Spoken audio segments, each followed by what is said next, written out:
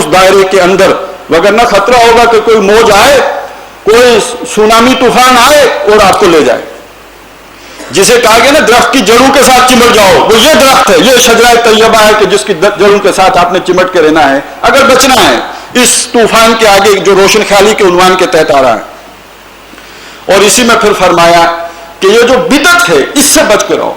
इसी बिदत की वजाहत के लिए मैं एक आयत और खुतबा जो हम जुमे का पढ़ते हैं वो सुनाकर जो है आपसे इजाजत लूंगा।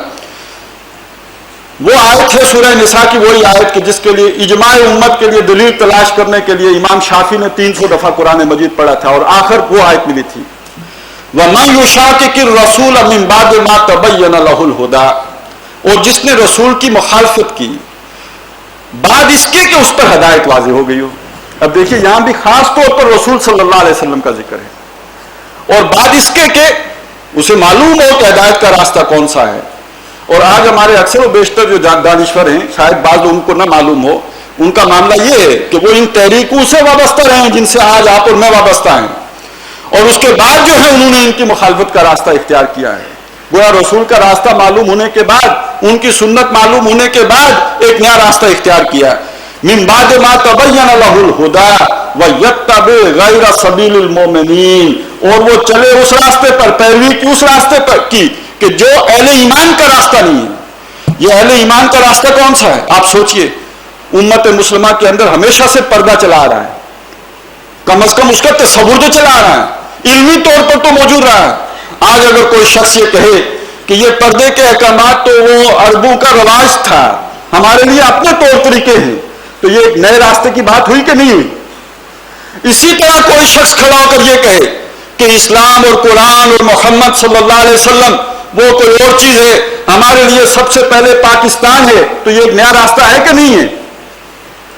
इसी तरह कोई कौम परस्त खड़ा हो जाए, अपनी कौमियत को आगे रख ले, तो क्या ये नया रास्ता होगा कि नहीं? मोहम्मद रसूलुल्लाह ने तो फरमाया जिसने तासुब पर बात की वो मुझ में से नहीं।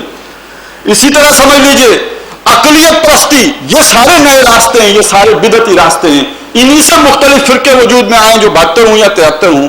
इस हवाले से समझ लीजिए कि वह यत्तबे गैर सबीलिल मोमिनीन, जिसने इस ईमान वालों के मुस्तफिक का रास्ते को छोड़कर कोई और रास्ता इख्तियार किया, नुवल्लिही मा तवल्ला, हम उसे फेर देंगे जिधर वो फिरा, यानी उसके लिए आसानियां पैदा कर देंगे। उसके बागों छींके टूटते रहेंगे, लेकिन ये इसलिए टूटेंगे ताकि ये गीदड़ जो है शहर का रुख कर ले, इसलिए टूटेंगे कि मक्खी को पर लगे, वो चूंटी को पर लगे, वो अपने इंजाम से हमकिनार हो, जिसके अंदर जो गंध है वो बाहर निकले, लिहाजा हम उनके लिए आसान कर देंगे वो रास्ता जिधर वो मुड़े हैं। लेकिन इंजाम क्या है? वह नुस्लिही जहन्नम, उनको जहन्नम में झोंकेंगे, वह सात मसीरा, और बुरा ठिकाना है लौटने के एतबार से।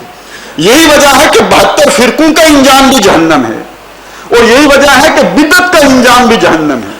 खुतबा पढ़ते हैं हम जुमे का, उसमें जो अल्फाज आते हैं अम्मा बाद के बाद, फ़इन्ना खैरुल हदीस किताबुल्लाह, इसमें क्या शक है कि तमाम बातों में सबसे बेहतरीन बात अल्लाह की किताब है।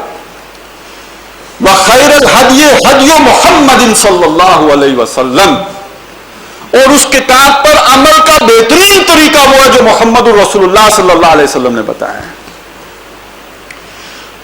और इसके बाद क्या है? शर्रुल उमूर मुहदसातुहा, तमाम मामलात में सबसे शरीर शरपसंदाना मामलात जो हैं वो नई नई बातें निकाल लेनी है, और यही नई नई बातें ही बिदत हैं। और तमाम ये बिदतें जो हैं, इस नौ की बिदतें, वो सारी की सारी जहन्नम है, जहन्नम में जाने वाली हैं। तो उस नया रास्ता निकाला जिसने, यत्तबे गैर सबीलिल मोमिनीन, वो जहन्नमी, वो फिरकों वाला जहन्नमी, ये बिदत वाला जहन्नमी, ये तीनों चीजें असल में एक ही है। इस हवाले से बिदत को भी हमने जो बहुत ज्यादा वो कर लिया है, छोटी छोटी बातों पर भी बिदत का फतवा लगा देते, उसके नतीजे में इन बड़ी बिदतों की तरफ हमारा ज़हन नहीं जाता। इस वक्त दुनिया में सबसे बड़ी बिदत और असलन मोहम्मद रसूलुल्लाह सल्लल्लाहु अलैहि वसल्लम के मुकर्रर करदा रास्ते के बिल्कुल अपोजिट जो चीज आ रही है, वो ये रोशन ख्याली की बिदत है।